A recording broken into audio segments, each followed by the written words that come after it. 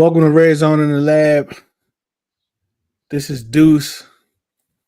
On today's show, we're going to have a conversation with Coach T from the Chicago Bears 360 podcast.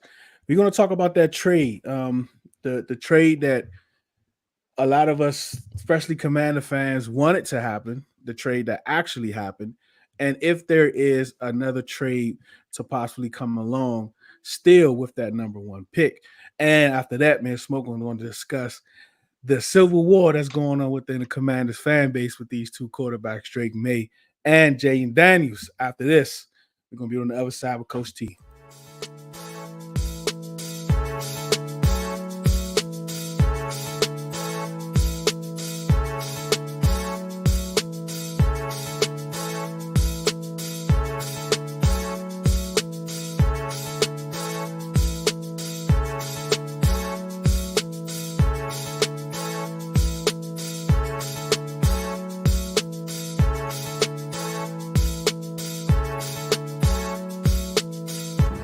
Shout out Redzone In the Lab podcast. Hey, what up, y'all? It's Benjamin St. Jude's, DB for the Washington Commanders. I want to give a big shout out to Redzone In the Lab podcast.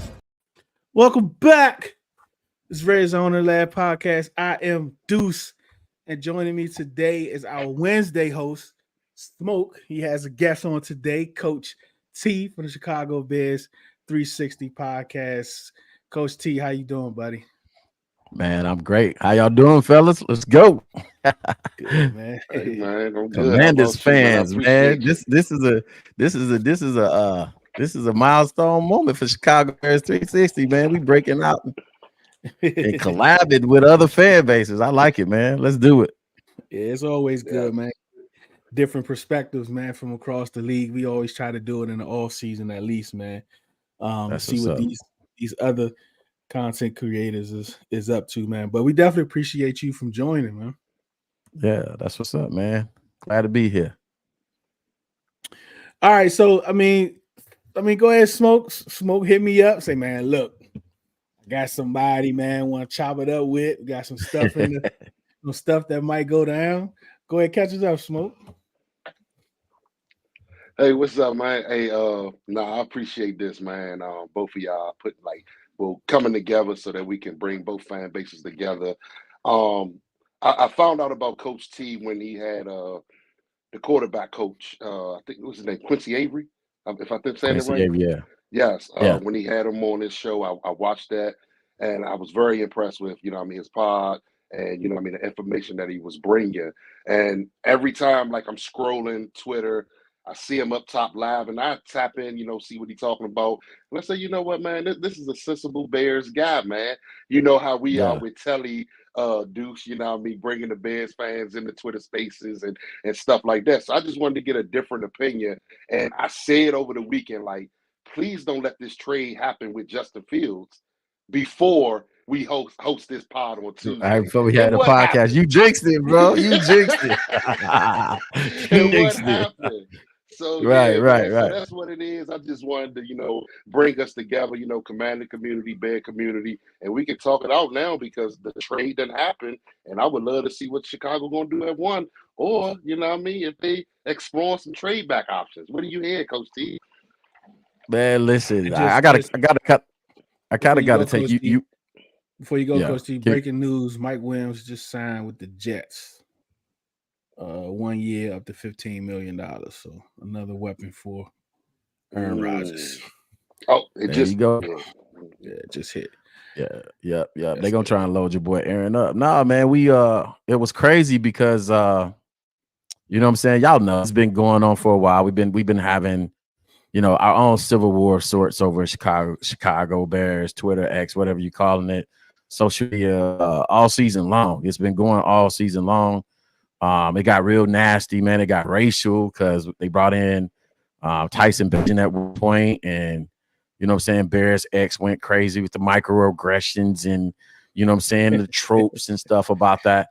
And here's the thing, man. From a Chicago Bears 360 standpoint, the premise of my show is Chicago Bears football from a coach's perspective. So, I coach high school ball in Florida and Georgia.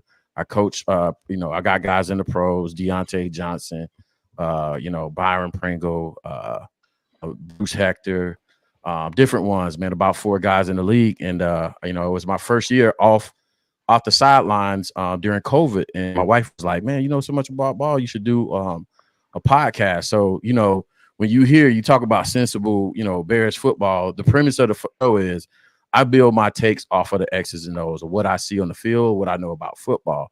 So it allows me to be practical in my approach to takes coming up with football. So when it came to the Caleb situation, I was like this right here, man. I'm a team, the team around them, but I knew and I well documented for 2 seasons how ineffective Luke was as offensive play caller or coordinator, because that's what I did. I was offensive coordinator, right? So I know how you design plays, how you install plays, how you game plan, and how you call plays on game dot. Now, not at the pro level, but if you talk to any of the pros that I've interviewed, they'll tell you, Coach T, what he's talking about, it doesn't vary. Like everybody's stuff. Everybody's running the same stuff. Only thing different is they try to overcomplicate it at college level, pro level, but it's the same stuff. There's more motion, shifts, all that or whatever. But back to the trade, man, I'm chilling. We've been going to Civil War all this time. I'm chilling Saturday, and my mom had just texted me, and she texted me. Soon as she texted me, I got the alert on my phone, and I couldn't even carry on a conversation with her because I was like, bruh. Where were you when the trade went down? Everybody in the comments, where were you when the trade went down? Yeah, and then my mom a preacher too, so I had to hold my tongue. I couldn't cuss. You know what I'm saying? So I'm like, Mom, let me call you back because I need to start tweeting. I need to get on top of this. I need to, I didn't go live that night. I went into some spaces which I don't do. You know what I'm saying? I call it, sometimes it can be the you know what I'm saying? Can we cuss on this show? Y'all generally don't? Yeah, generally don't. Try to. Oh, okay. No, I'm in y'all house. So I'm just telling you know what I'm saying? It's the back end. It's the back end. No, don't do that. Don't do that. No. It could be the back. It could be the back end of X Bears X. So you know what I'm saying? But at the end of the day, man, you know what I'm saying? We got this out there that's going out there that we trust Ryan Poles. I don't think that everybody is coming out to everybody that doesn't trust Ryan Poles the way they said they did. And after the fall gets, me personally, for my show, I realized for my show, my takes are still intact, right? The only thing didn't go my way or the way I was predicting it was we lost Justin Fields.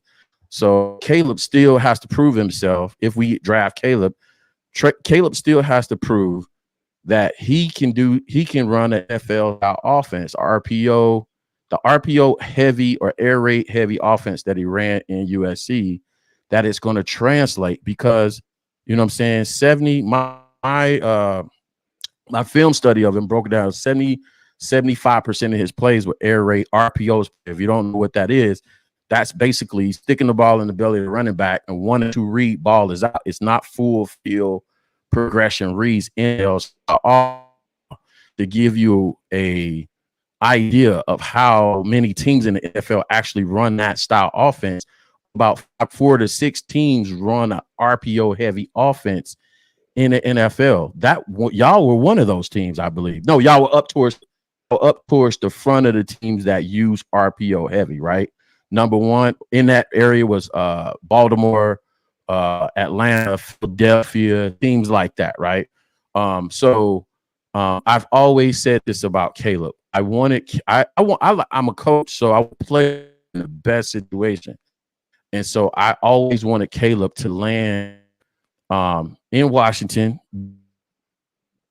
You're from there, but from a schematic point, I felt like Washington, even if they kept Eric Bieniemy, and I don't know how y'all felt about that, but even if they kept Eric schematically, Eric could put him in position to be successful. Now he's coming to Chicago. He's going to have to learn. Either he's going to have to learn full field progressions reads if he comes to Chicago, or Shane Waldron is going to have to meet him in the middle and progressively pull him along into that offense. and ramp him up and develop him into a full field progression type of quarterback. I'll let y'all ask something. I can talk, man. So especially about all. So I'm gonna let y'all. Yeah, it's all good, man. Look, we appreciate everybody that's pulling up to the pod. We got a lot of people coming from Chicago, from the 360 podcast. Got some Commanders in the building. Be easy in the comments. You know what I'm saying? There you go. Gotta protect my algorithm, man. There So you go. when you think about the trade, so you're kind of on a standpoint is that like number one is still up for grabs. Is that what I'm kind of hearing? I'm not completely sold. I mean, we've been at war so long in Bears Twitter that it's been a war of He Justin said Caleb and has over 30 fumbles already. Yeah, it's been such a war of sorts, you know what I'm saying? That we've been like, it's been some knockout drag. Like I done got into it with some people that, you know what I'm saying, I was formerly cool with just because they didn't like the common sense approach to the takes, right? Listen, I can only do what I want you to do, you know, what I do, but it's been such a war of sorts. You default to, all right, bro. You concede and say, all right, bro, y'all can hire Caleb. But again, those that follow the show, those follow the channel, you see a bunch of them in here already, bro. They know I'm well documented in saying Jayden Daniels is the most NFL ready quarterback in this draft. I'm not coming off that take until somebody proves otherwise. I actually talked to Brendan Rice about this. I actually talked to our quarterback coach about it, Kerry Joseph, and we had a whole discussion about it. And I said, man, how do you resolve? I talked to Brendan Rice first. I stumped him with this question. I said, hey, I know you're gonna ride for your guy, but for us people evaluating, what do you do with the fact that this dude ran 75% RPO air raid, you know what I'm saying, not full for progression reads, right? About 25% he did what he did, he was good at. I'm not taking that away from him. But I have Jayden over here that 90% of his dropbacks were full progression reads. And I'm not saying he went to the fourth and fifth read every time, but you know that was an NFL style offense. It was a pro ready offense. And he won the Heisman doing it. And he threw for over 3,800 yards, 40 something touchdowns and like 4 interceptions. And he rushed for over 1,000 yards. You can't disrespect and regard that. So, you know what I'm saying? If y'all don't get Caleb, you know what I'm saying? I know it's a hometown, you know, kid and whatnot, but I don't think Commanders fans should be I don't think y'all should be really worried about it. I think if y'all get Jayden, concern would be from a schematic standpoint is what is Kliff gonna do with Jayden? Because I don't know if Kliff has the chops from a offensive coordinator standpoint to really, you know what I'm saying, really, you know, open him up like that. He's not a pro style coordinator. He's a air raid RPO pedigree type of person. So what does Kliff do with him? You know what I'm saying? So I wouldn't be mad if y'all ended up with him. I'll be anxious to see you know, if he comes to Washington, what Kliff with him, because I think the kid can play. I think he's the most NFL ready quarterback in this draft. So hey, I wanted to chime in when you. Oh, go ahead. Oh, yeah, because when he said something about Jayden, it kind of. Yeah, can you hear me? It goes into my scouting of Jayden. He came from, you know, basically he got to experience 2 pro style offenses throughout college. One traditional style pro offense at Arizona State, and then a more traditional spread at LSU. And Deuce, you could touch on this because you had people on the pod that talked about what he just said as far as going through progressions. Isn't it true that they said that they built in those runs for Jayden, like in the offensive play? So if 1-2 isn't there, use your legs and go. You could correct me if I'm wrong, Deuce.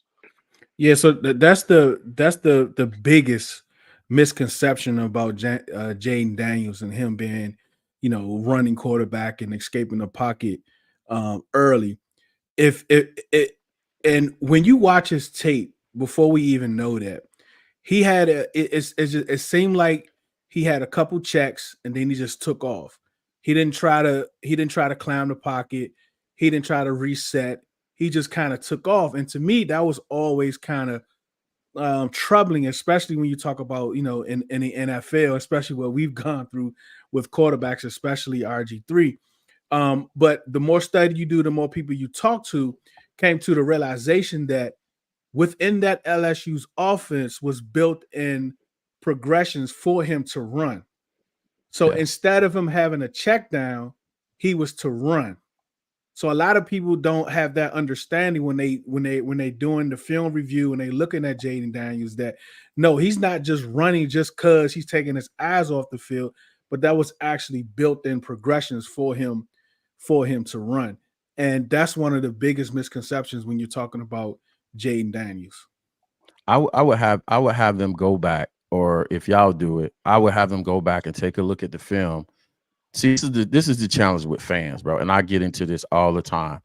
You know what I'm saying? Somebody said something about this on X the other day about Caleb. You know what I'm saying? Well, y'all better not be looking at y'all. Oh, somebody said I'm actually gonna have the guy Lawrence Holmes on the show next month talking about breaking down film with Caleb. Like, keep that same energy.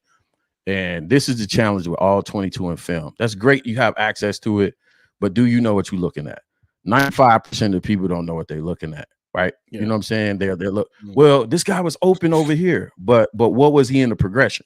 Are you looking for progressions? Is it left to right to low, high to low? What was the progression? Was a traditional progression read, or was it an RP error play? So what I would challenge them to do in that situation you just described is 9 times out of 10, if it's 1-2 and he's taking off, it was an RPO. So I challenge him, look and see if he put the ball in the belly to running back and he's looking out to see if the receiver is going open, because usually those plays only have 1 or 2 routes into them. So yeah, that makes sense. That's why you see Caleb running so much. 75% is 1-2 take off. It wasn't built in the offense. That's what I'm saying. What did Lincoln Riley ask you to do? And I saw somebody's comment earlier, right? It was like, well, it doesn't matter. This person came from the NFL. They translated, right? Listen, what do you want us to do? We're supposed to be analyzing football and giving you something logical to compare it to. So I'll go there with you.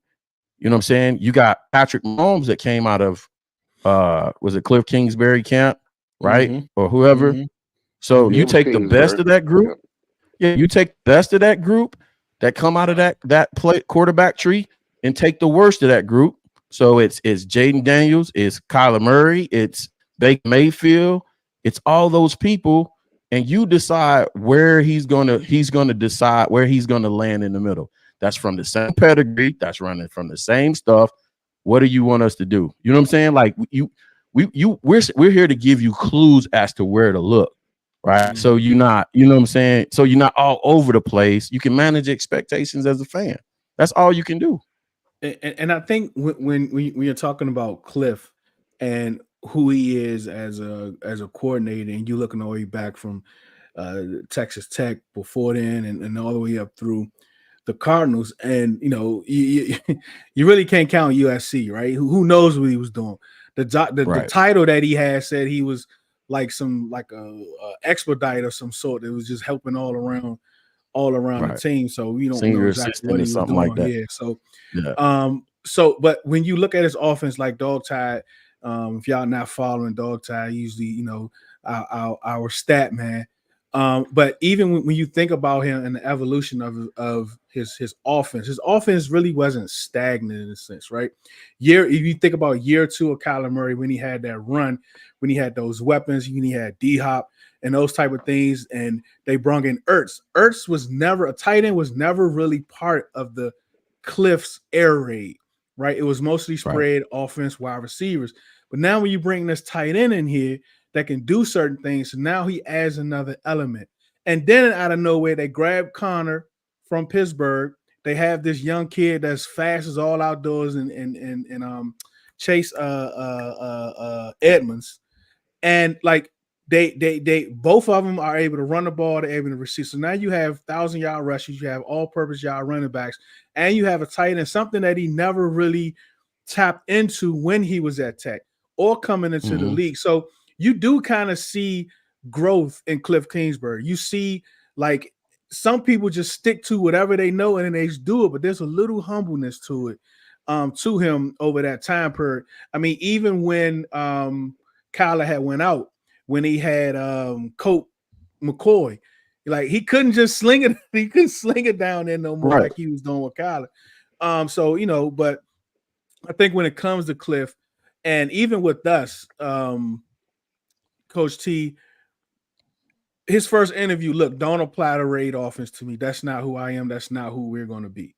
Like, I'm not sure if you're familiar with the offense that the staff that we have, but we have a staff that has a whole lot of experience, especially on the offensive side, that comes from all different types of backgrounds. You got Anthony Lynn, you got Brian Johnson, you got him, you got the college guys, you got Bo. Like, you have all of those guys.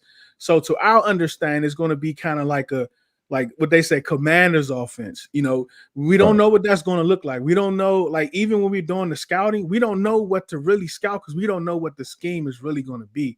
But your root is your root.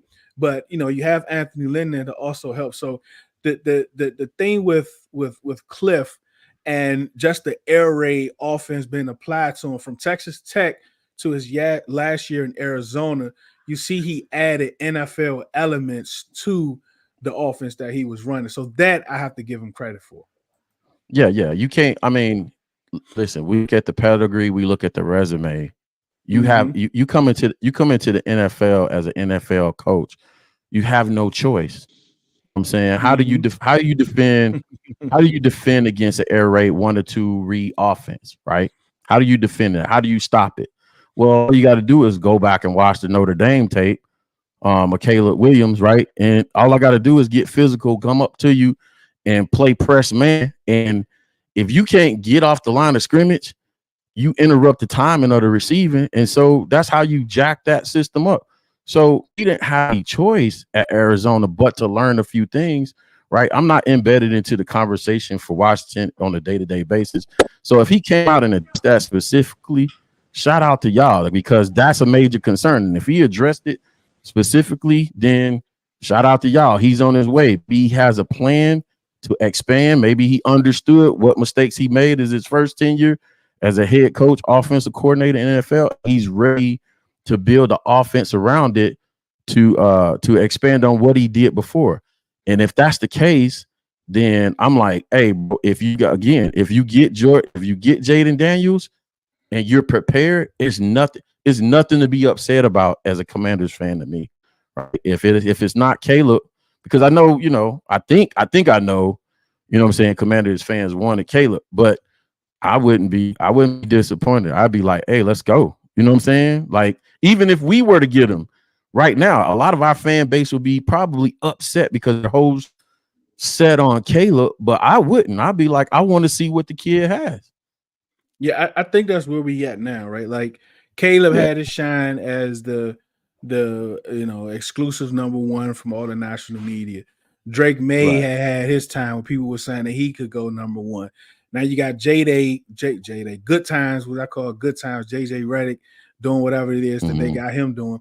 And now, like, you got Daniel. So that's the thing now that's going to be going on with the Bears, is that who is actually the number 1 prospect? Like, who is QB1 in this draft? And man, we got over a month left to deal with all of this. It's crazy. And they got pro days. Pro days tomorrow? They got pro days tomorrow. I don't expect the kid to wet the bed at the pro day. You know what I'm saying? You throwing to your guys, you throwing on air, you throwing in underwear. You should have a great day. You know what I'm saying? Jayden got his day. Ain't no telling what's going to happen in between now and draft day. I've conceded Caleb Williams because it seems like, or I thought it would kind of unify our fan base, but I'm not coming off the tick of Jayden is the most NFL ready, because like your boy Joe Burrow and Andrew Luck, they played pro style offenses in college, and they dominated with those offenses. So, you know what I'm saying? Again, it's logical to me. It's totally unemotional. You know what I'm saying? It's you know what I'm saying? It's football. So if I look down on film and I see something, I'm like, it is what it is until it ain't. You know what I'm saying? I'll go back and be like, hey, he switched it up. That was cool. You know what I'm saying? So I hope we, I don't know if we play y'all, but I hope I get a chance to look at some Commander. Oh, that'd be great. So I'll get a chance to actually get a peek at, what he actually does, and what he does with this offense during the season. So yeah. So right here on the screen trail, like they had like they had a Caleb or Bus little faction that developed and with the Commanders. He's definitely one of the lieutenants. But like the Caleb or Bus Club. yeah. And it's my man, my man Henry. He's on one of our NFL shows on Thursdays. He's a Michigan fan. That's man. Nah, like I said, man, listen, if y'all not excited, bro, if y'all, like I said, I put it this way, and I'm probably gonna get cooked for this, but I'm gonna say it anyway. The only person I wasn't impressed with that they were hyping up was Drake Maye. And y'all can go back to my channel, y'all get the breakdowns. I had an air raid specialist who's a fellow high school coach up in Wisconsin on my show. I said, look, this is what I do, bro. I have people on my show that disagree with me. And I had them on the show and I said, this is what you specialize in. Let's go back and forth and let's break it down. And I'm gonna tell me why it worked, and I'm gonna tell you why it don't work. You see what I'm saying? Why it doesn't, we don't get away with it as much in the NFL as we do in college. And then also, you got to keep in mind, a lot of the coaches are going to air raid RPO stuff because of NIL, transfer portal. You got to get a team together like that. They got to be able to play like that. And it's becoming like the McDonald's of offenses. You know what I'm saying? The Burger King of offenses, because, it's easy to get to it. But I'm excited. I'm excited for y'all, bro.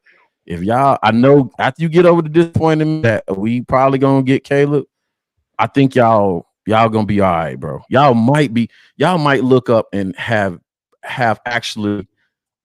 This is what I said early on. I said Jayden Daniels would potentially be the CJ Stroud of this draft.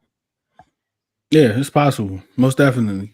And like a lot of these drafts, looking back, however long you want to look back, you choose. Out of all the quarterbacks drafted, you may get one, right? Yeah, two is a stretch. The only thing I think that may be the difference in this draft could kind of be the starting point because of the NILs are the ages of the quarterbacks. Right. Instead of great point. What we're used to from back in the 90s, where you bring in these young guys and they sit a couple years. Is this NIL spending an extra year in college? Is that going to be similar to that? A quarterback just sitting and learning in the NFL by gaining a little more experience? Then quarterbacks are going to be a little older coming into the league, but they'll have more experience too. So will we start to see those things changing? And this draft right here, it's kind of like the test baby for that. Yeah, no, that's a great point. I didn't think about. Hey, Deuce, to answer that. Go ahead. Like, oh, my bad, but like to answer that though, real quick, wouldn't you think, like, if you're getting drafted in the first round, you get that 5th-year option. When you think it'll be easier for organizations to say, you know what, year we're gonna let them sit, we're gonna let them learn the game. And second year, you got 2, 3, and then 4 before you pick up a 5th-year option to say, you know what, this is the guy. So I'm not sure, but y'all can see. It's not the player and the option. It's the coaching staff. You only got 3 years.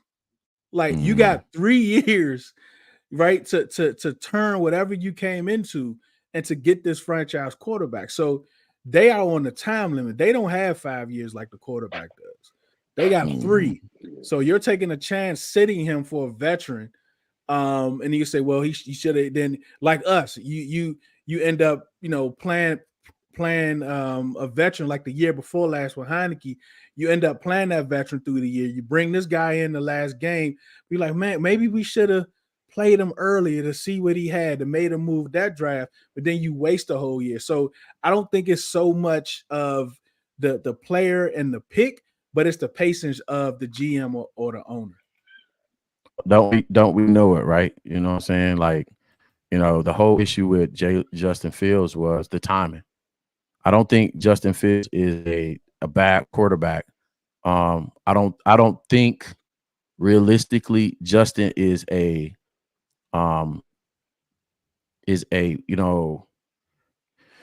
it gets tricky when you start putting like labels on stuff. He's an elite athlete at the quarterback position. Is he an elite thrower of the football?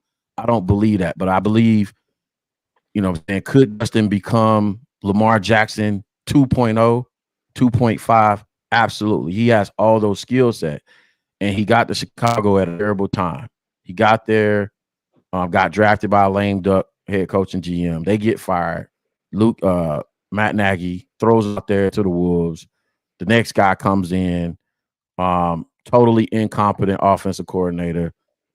You know what I'm saying? I'll take you through the video. He did shit. I'm sorry. He did stuff that I wouldn't do as a first-year head offensive coordinator.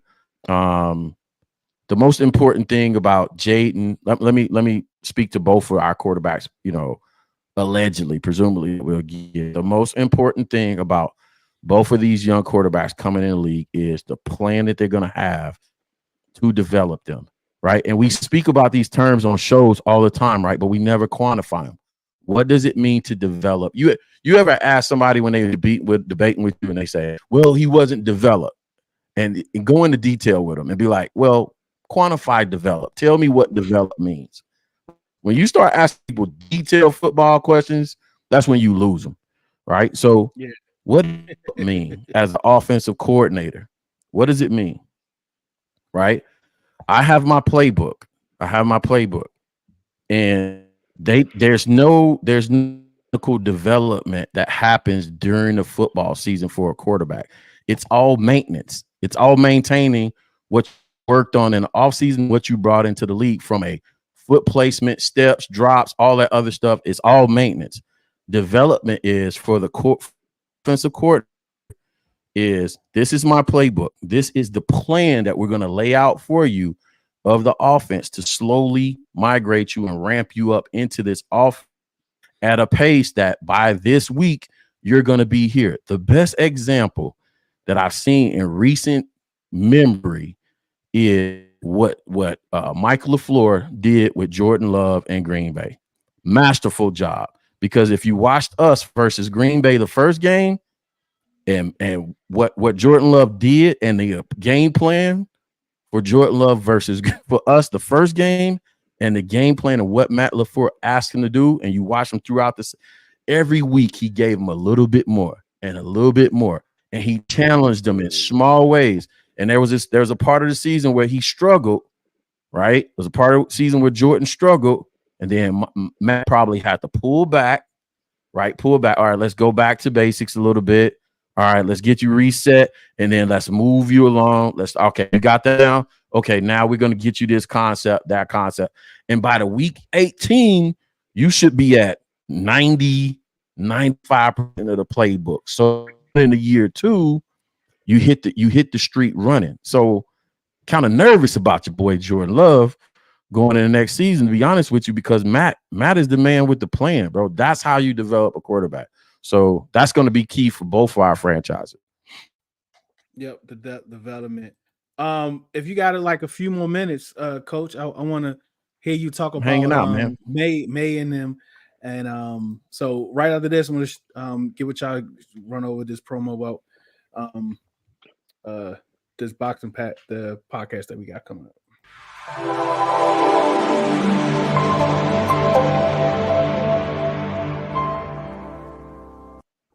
Hey, what up, you guys? It's your boy DW, super fired up about some brand new boxing content coming your way. Redzone Roadwork Boxing, hosted by a fan favorite, Miss Lady E. A bunch of us sharp, opinionated folks are going to get on here, and we're going to hash it out with our pound-for-pound list and favorite knockouts, fights we're looking forward to. Shows will be before the big event, during, live, and post-wrap-up to see who was right, who was wrong, and who just had a good time, right? Can't wait.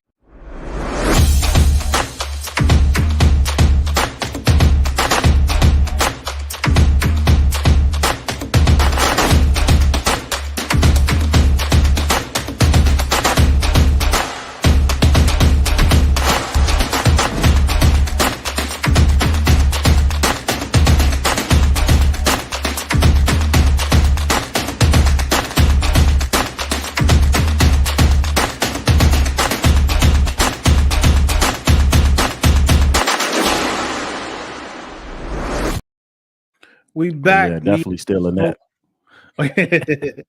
Me and we got Coach T from the Chicago Bears 360 podcast. We appreciate everybody for pulling up. Everybody, man, subscribe to both channels. Great content. Share, like, whatever it is y'all do. Get the algorithm working. Let's get some bats in the comments. Let's get some bear downs in the comments. Let's get this algorithm working. So, look, Coach T, let's talk about, okay, so like for us, like when we talk about the Civil War, right? Our minds is like, hey, look, it's like a small percentage that will still get Caleb, right? We just got to see how things play out.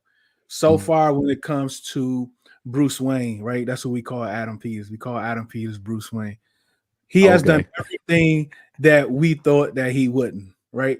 We have been absolutely right about nothing this whole off season. This has been the best off season any of us have ever seen. So right now it's looking like Jayden Daniels and Maye to us, right? Top 3 quarterbacks. We believe Caleb going number 1.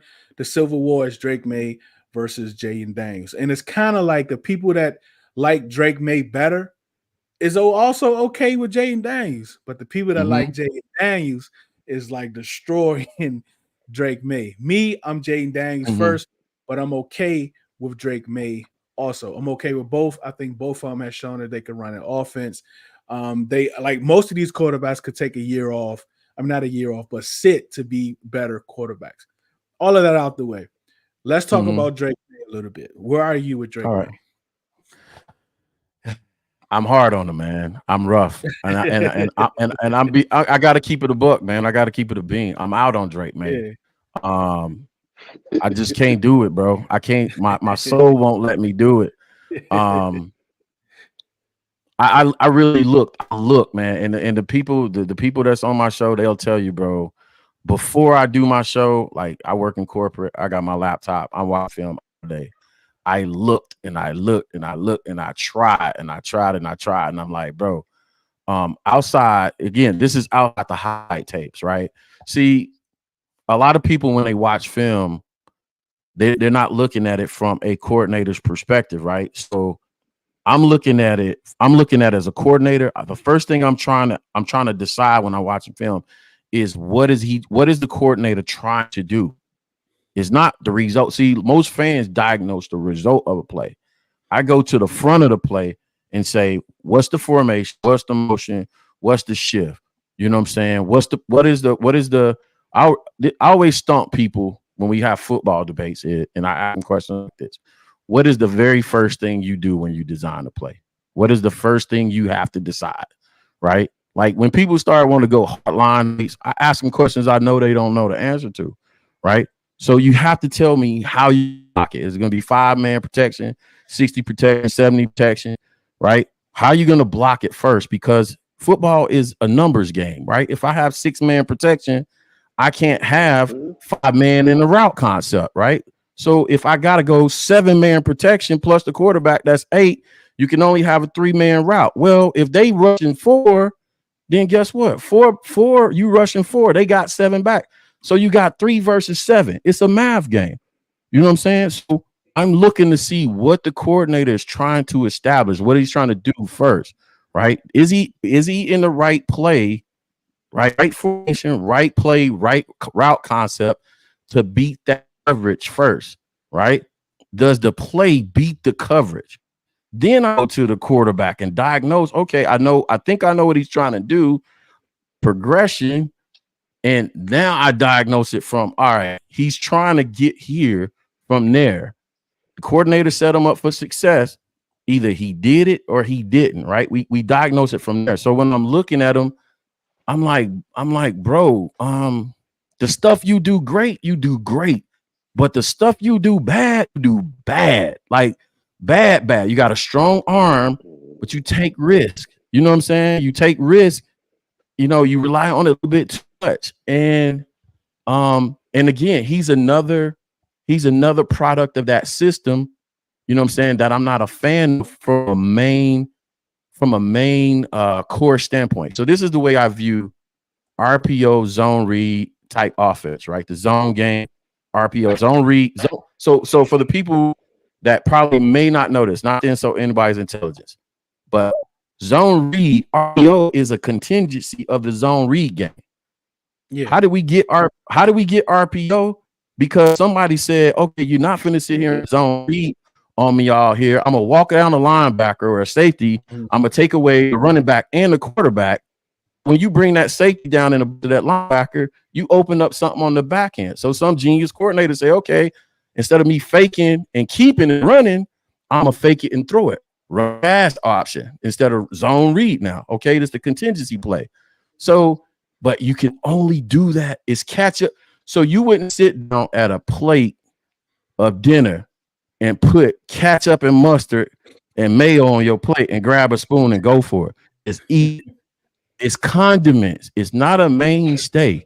You're gonna have to run a real offense. You gotta run in the run game. You gotta run power and counter and zone, inside zone, mid zone, outside zone. Your counter plays, your pin pull toss, your wham, all that. You gotta run that stuff, and then you have to go play action off of all that stuff, and then you have to get to grown man offense eventually.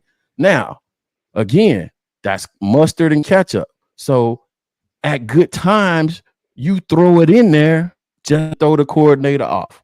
You know what I'm saying? He's not expecting the quarterback to run the ball right here. So you throw a zone read in there, and he like, well, I got to prepare for that next too. You know what I'm saying? Not, he getting off the bus running zone read. You know what I'm saying? So yeah, man, he does a lot of that stuff. And I don't want to be down on the kid. It's not like I'm a hater or nothing like that. It's just on film. On film, the other dude is just so much better that it's like, bruh, what are we talking about? What are we talking about? This is from my perspective, right? Take it or leave it. I'm just like they always remind me in Chicago Bears land. I'm just a high school coach. All right, cool. I would be a little bit nervous if we had Maye versus Daniels. If Kliff is progressed and grown the way he's come in and said, hey, I'm ready, I'm grown past that, then all right, Kliff, grab your boy Daniels and go off. Go crazy.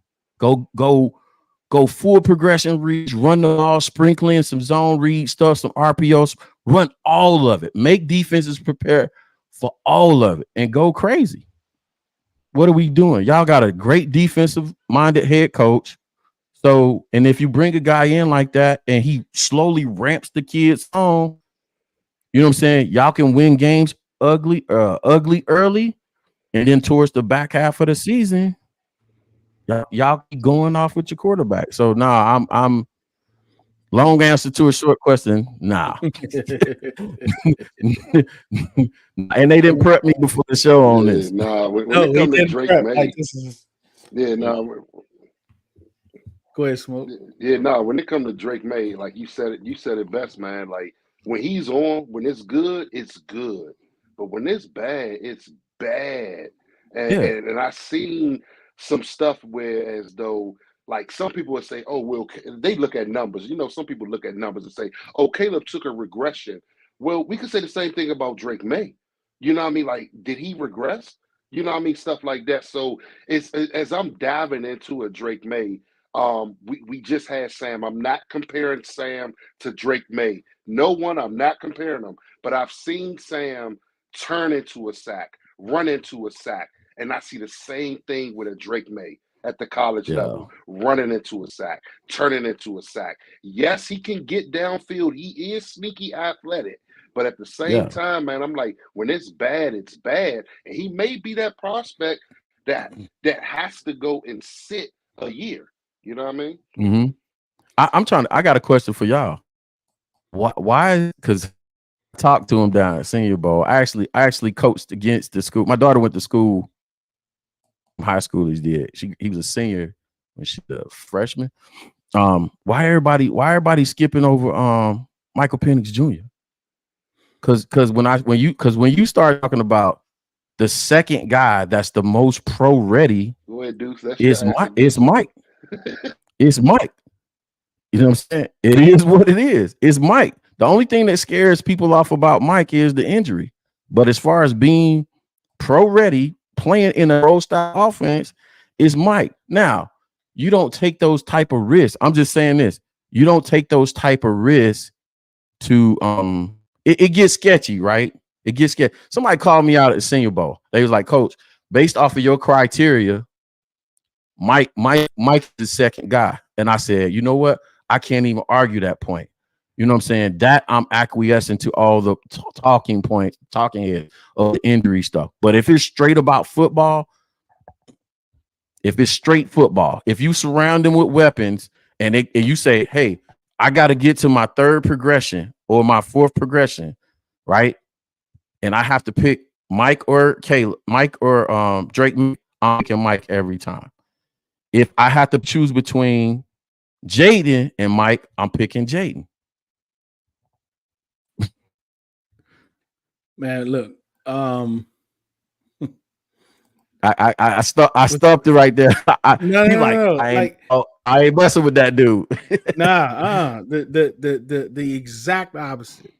What's up? Oh, okay. Love you too. Master P is what we call him because he looks just like him. I've been watching this kid since September, October 22. Love the kid, been loving the kid. Talked a little bit about him last year. I was a little upset he didn't come out in 23, but I understood all those injuries he's had. You know, 1 year just wasn't enough to prove that that's behind him, right? He needed to play again. Yeah. Came into this year, light it up. Same thing. Big game after big game, big pass after big pass. And yes, he has some dogs at receivers. I'm not going to doubt that. But when you watch, and he had a dog lineman, like these comments gonna have to wait. I love talking about Michael Penix. So when you watch him play, even with the O-line, right? By the way, shout out to Coach Jason Roberts at Tampa Bay Tech down there who coached him, man. That's my boy, man. He coached Penix? Yeah, that's his head coach down at Tampa Bay Tech in Tampa, Florida. Okay, cool. Yeah, most definitely. So when you watch him play, right? He's not a quarterback that just sits back there and just waits. Like everyone said, he had the best O-line in the country. He had the best receiving core. But even his processes is as if he doesn't have those things. He's getting the ball out quick. He's always done that, right? These receivers that he have, a lot of times when these quarterbacks has these great wide receivers, it's difficult for them to put the ball where they're going, not where they are at. He consistently puts the ball to a place where they are going to, not where they are, right? And you see that over and over and over and over. And the playoff championship game, when everyone somehow just figured out who he was, they were so high on him, so admired. Like they loved this kid. Like he climbed up to so many people boards just based off of that one game. And I was telling people, look, he's been doing this. He's been doing this, right? And then the championship game came, and they were just getting dogged, right? They was that was probably his worst game. But again, it was the last game of the season. If you flip that game and you put someone else's game, then they're going to get all the heat. But anyway, outside looking at that, he is absolutely the most pro-rated quarterback. If it was not for his injuries, he would be QB1. And I made that argument numerous times. You had people saying he wasn't going to get drafted. You had people saying he's going to be day 3. You had people saying all of this after one game.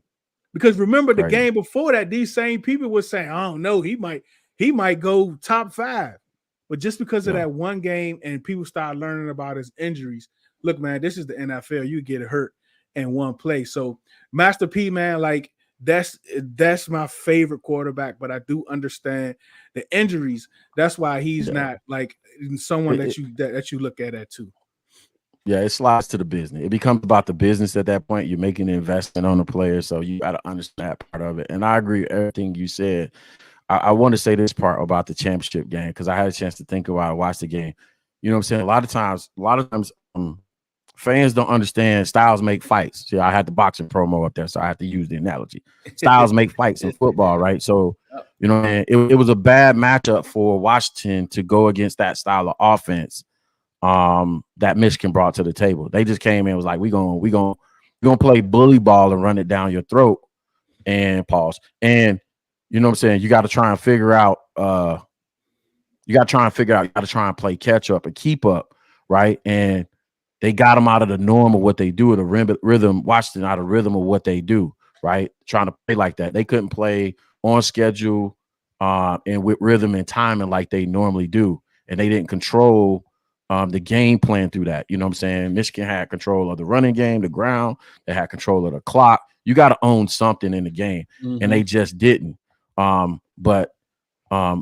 This was what amazes me about what I've learned, even his receiving core, right? Now that I think about it, I look at it. And Bears fans get upset with me when I say that. I'm not a big Odunze guy. You know what I'm saying? I'm not a big Odunze guy. I'm not. I think there's guys. I think I've actually seen somebody else say it. I'm not there yet, but I've seen somebody put the two LSU wide receivers above even Mark Harrison Jr. I'm big on the LSU guys, on the LSU receivers. Brian Thomas Jr., bruh, you know what I'm saying? Odunze, he's going to have to be an electric route runner in the NFL because, bro,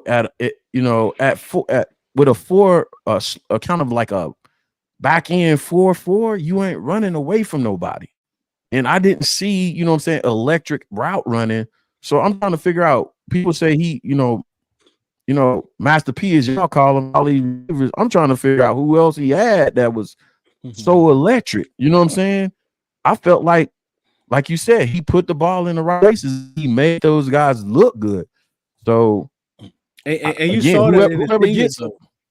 You saw that in the Senior Bowl. Them guys ain't run fast. They wasn't, that degree of separation wasn't great for those guys. Like, he was putting that ball in. Not to take anything away from and that championship game. Like I told people, if Dylan Johnson was not able to be 100%, it was going to be a long I gotta drop this. I talked to him down there too, man. Great kid. Talked to him at the Senior Bowl. I've known family. I've known the coach for a while, but I never kind of engaged. I just walked up to him and said, they got a saying at Tampa Bay Tech. They say, Tech. So I just walked up, Tech. He was like, what you know about that? I said, come on, let me holler at you. Great kid, man. I love him, man. Like, you know what I'm saying? He pulled a little bit for his homies, you know what I'm saying? Shouting out his homies, Acosta, like he's everything. I mean, he wearing a do-rag at the all the time, press conference, whatever. 813, stand up. Yeah, like he is who he is. He is who he's a Tampa kid to his core, man. I don't know if y'all know about that area. I don't know about that area, man, but bro, that's the area I started coaching in, man. So many kids come out of that area, from that school, Tampa Bay Tech, Armwood, Robinson High School. I saw Ray McLeod, Isaiah Wynn. So many kids come out of the 813 right, man. So big time high school football played in that area right there. So he a dog, man. All right, we got a couple more minutes, Coach. You don't mind, man? No, I'm hanging out with y'all, man. We got Caleb, we got JD, we got Maye, we got Penix. Where you at with JJ? I'll be honest with you, bro. I don't speak on cast. I don't do film study on, and I just overlooked them. You know what I'm saying? That the best I can say, man. I don't think as far as deep as I'll go is, I don't think we can say who JJ totally is because of that offense. You know what I'm saying? That is it's the Harbaugh way, bro. It's two tight ends, 12, 13 personnel. He gonna kill you with tight ends. He gonna reshape the whole roster in LA. He gonna have some multiple tight ends on that offense. He's gonna run the ball and probably gonna take shots off the run game. I wouldn't be surprised to see Justin Herbert's stats kind of regress a little bit in LA because he's going to take the air out of the ball and take shots down the field. So, you know what I'm saying? I don't, I think you tie this to the film, everything comes back to the film. It's going to be some team that takes a shot on them, but they're going to take a shot on based on what? It's gonna have to be off of the underwear Olympics. What he does at his pro day, and I think this is too big a risk. I think Minnesota, it'll be great, and I want to see Michael Penix Jr. a few times a year. I just like the kid that much. I think Minnesota, they'll be lucky to get MPJ, and I think after that somewhere, JJ will come in because again, it's not. I get it. You know what I'm saying? I get it. But you don't know. So I think some team gonna reach up and they gonna get thirsty, man. They gonna grab them. Yeah. But people have asked me to do a breakdown on it. I'm just like, bro, it's so many of the players to cover before the draft, man. Yeah. Maybe I get to it. I don't know. Yeah. Shout out to my creative director in the chat, by the way, to K. Jeremy, bro. Y'all see all the graphics and stuff on my show. He the man, bro. Stay fired with it. Appreciate that, man. All right, so how you got the draft plan? I got it. I got quarterback, wide receiver. I haven't looked too much further than that. How do you kind of got the draft shaken out? I'm still going through the stages of grief, man. I ain't gonna lie. I'm still going through the great stages of grief. Because y'all think I'm playing, man. Like, bruh, I see it playing out on Twitter. I see it playing out on Twitter, man. My wife had to cut me off the edge. She was like, and then she ain't making no better. She's like, I told you he was gone. I told you he was gone. Like, people in the chat now, man. Like, you got Telly gang in the chat. You got Trill. Like, it's so funny, right? My man Telly, like, he's just starting his podcast. He had his first show last week where he shout out to you, man. So he had Tank. He had Tank on his show last week, first show out the gate, and he was the singer. No. Oh, the boxer. I'm sorry, bro. You know, man, I'm not a boxing dude. I'm going to say, what kind of was Gary Russell? I mean, Gary Russell Jr. You said Tank. My bad, Gary Russell Jr. Gary Russell Jr. I'm not a big boxing guy. Like, talking about the R&B guy. Yeah, my bad. Like, I'm not a big boxing guy, right? Like, call him Black Fabio. Right. The show you saw is just other people. I'm just behind the scenes. But yes, Gary Russell Jr. was on the show last week, man. It was hot. But anyhow, we working on episode 2, so it was going to be like Chicago versus DC. He got some Bears fans on there. Got some Commander fans on there. Talk about who deserves Caleb, why he's going to blah blah blah blah. So we in the midst just working on it, and like in the background, I talked to him, texting me. Let's get the title, the description. He doing a thumbnail. We working on the production, blah blah blah. And it's like literally 7 minutes later, I text him, Phil's gone. Ain't that true, bro? Listen. I just hit my creative director up, Jeremy, man. I said, bro, I hit him up this morning. I said, bro, I got to do a whole new intro video. We got to make sure all the graphics line up, and we getting ready to transition anyway. So I'm finna do like y'all. I'm finna transition to a network. I'm not gonna throw the name out there yet, but we finna go to a network format. But I said, bro, if we got to transition that, we might as well go ahead and think about transitioning everything. Because my intro video, Justin Fields, all on it. You know what I'm saying? So yeah, I'm going through the 5 or 6 stages of grief, man. First it was shock. I think I kind of moved past the anger. The anger only comes up with because we got clowns on show, man, and on the not on the show, but on Bears X and Twitter. Of course, rightfully so. They taking their victory laps.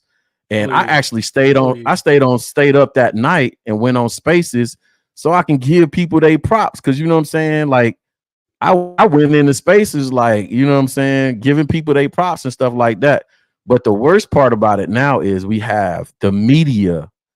The media are taking video laps. They taking victory laps and punching down on fans, and you know what I'm saying. It's old cats who, you know what I'm saying, they wouldn't know cover six from their six hole to save their life. But you know what I'm saying. It's like, come on, bro. And then the whole thing is, well, it's time to move forward. Well, y'all got to keep in mind, if y'all keep slapping people around, they not going ready to move forward. So, you know what I'm saying? Like, y'all got to, but for me personally, you know what I'm saying?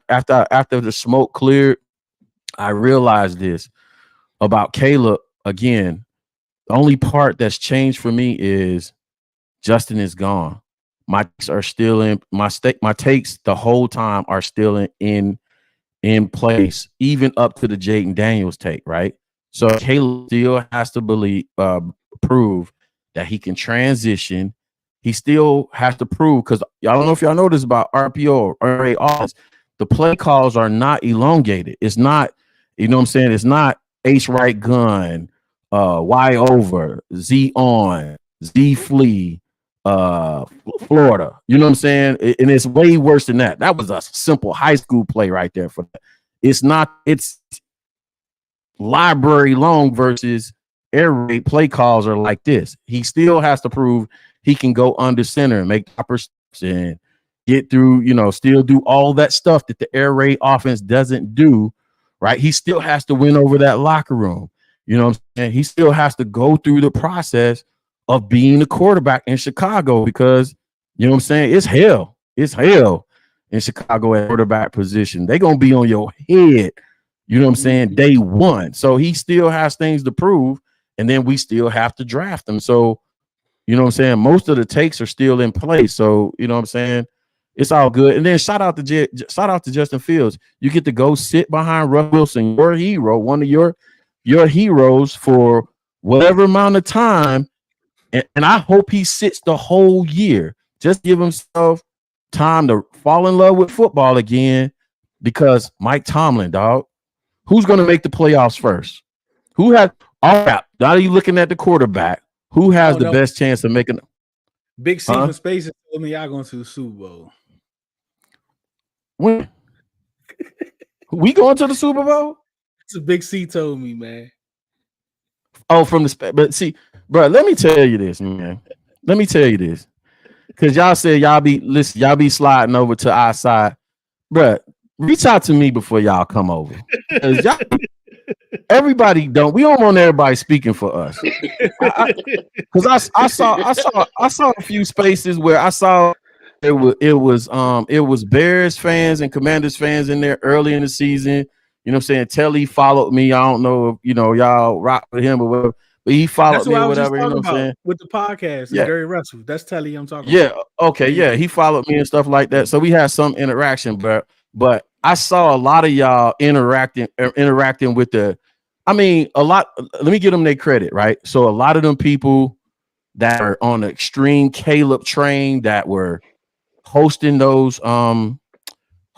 spaces, they were right in that sense that we ended up getting Caleb, right? But they couldn't tell you why. They couldn't tell you why. They, you know what I'm saying? They just, hey, we like the highlight reel. Everybody can't speak for us. That's how I'm gonna put it that way. Shots fired. I wish I had my button fire show. Shots fired. Nah, everybody. We don't want everybody speaking for us. Oh man, yeah, spaces, man. But no, definitely, man. Like, man, this. I'm glad, man. Smoke. I'm glad you got, man.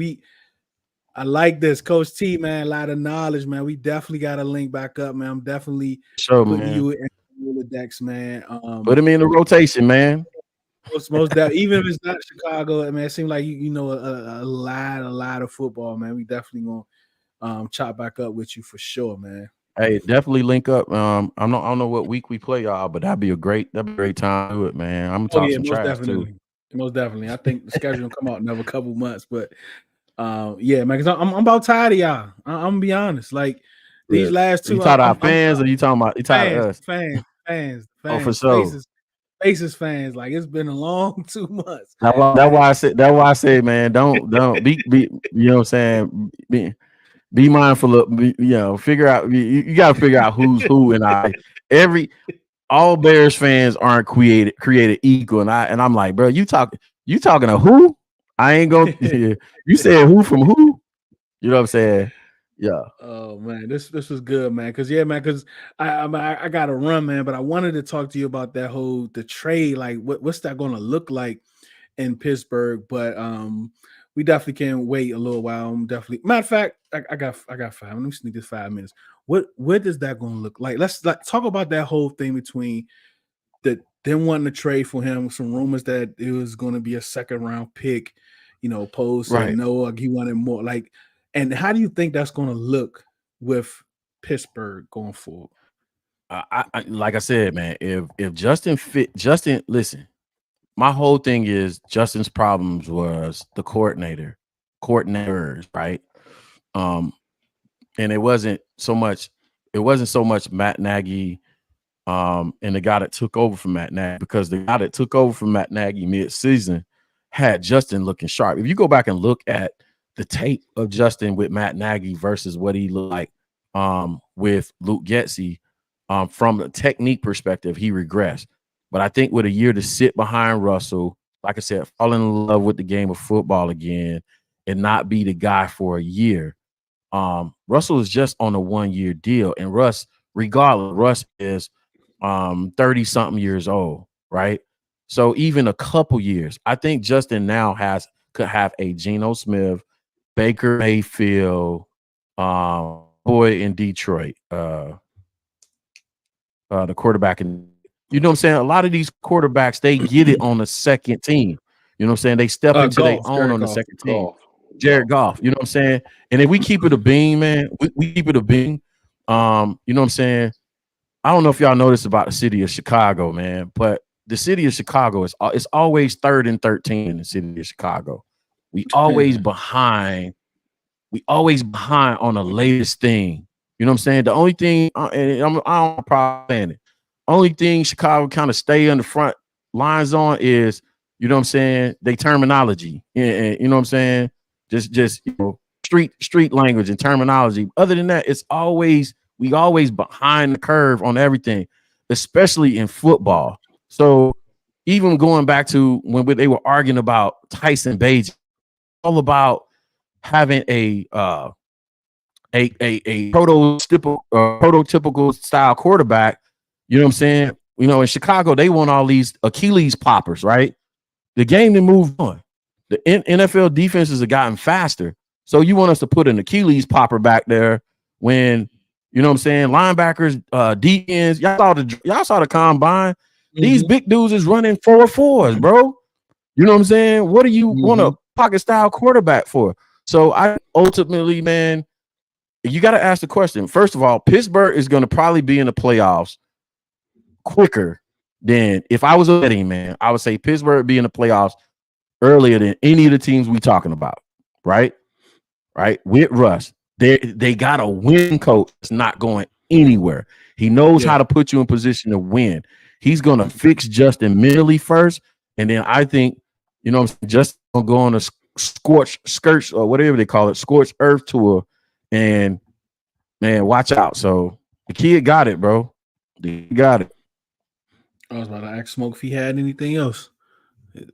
His internet was going in and out. But yeah, we definitely appreciate you. Go ahead and throw out there your podcast and whatever it is you're working on. And everyone that's here that pulled up, subscribe to both channels, follow both channels. Whatever you got to do, retweet if you're on Twitter. I'm going to have Coach T's podcast and everything in the descriptions of this show. So definitely tap in, and his X handle. I know a lot of people was asking him about your X handle in the comments. So definitely going to have that in the descriptions too. Let me give y'all that, and I'm going to get it fixed too. Get it fixed. I always say this junk wrong, but it's let me go to it real fast if y'all don't mind. And then I want to say that while I'm looking. Thanks for having me on, man. I enjoyed the experience. It was fun, man. Always fun talking football. I love football, bro. I love ball. So I found my niche after coaching again, so I love it. So it's Bears360 _ Coach T, Bears360 Coach, man. And then on YouTube, of course, you can find us at Chicago Bears 360 with Coach T. We're also on Facebook under the same name. And then I'm excited to announce, man, as of this past week, bro, we done moved to a podcast to Spotify and Apple Podcast under the same name, man. So we on all platforms, including X. So check us out, man. We growing the team. We growing the 360 Nation. Stand up. Congratulations to that, man. It's man. I love talking this, man. But definitely and everyone that's there that's on the Coach T side, you can find me and Smoke, Redzone in the Lab everywhere, all platforms. That's right, man. Twitter, y'all X, tap Facebook, in. Instagram. Especially for Commanders Week. We're gonna be on their head. Go ahead, plug yours, Smoke, your X. Smoke got a crazy delay. He's just smiling. Yeah, he's smiling at the last joke I said. Hey, nah, man, my connection been horrible. hey, nah, my connection been horrible, bro. Like, nah, I got good connection right now. Let me stay still. Nah, Coach T, thank you for coming on. I know it may have been a little last minute, but we worked it out. Deuce, always a pleasure, brother. Always a pleasure, man. Like, y'all keep going on, man. I love to see this. I love to talk ball. My connection was horrible. I stayed there for most of the part. But, hey, man, I appreciate it. Let's continue to do this, man. And I wouldn't mind having another one of these round tables right here. Hey, is that a home game or away game? It's home for us. Oh, yeah. We linking up then. Oh, yeah. Tailgates be on fire. I do 2 or 3 away games, home games per season. I actually based out of Atlanta, but also too, you know what I'm saying? If it work out, then I won't be watching the game from the stands too much sooner, man. I'm telling you, bro, we growing super fast, man. Yeah, let's move. I'm definitely gonna be following for sure. But yeah, you come to that game, hit me up. We link up the day before or the day of the tailgates. Tailgates be crazy, so you definitely invited. That's what's up, hey, man. everybody out there to the go spots. Hey, man, we definitely appreciate all of you for watching and listening. We know your time is very valuable. For you to spend your time with us, we definitely appreciate it. Remember, do it because you love it, not because it loves you. One beat, one sound, one heart,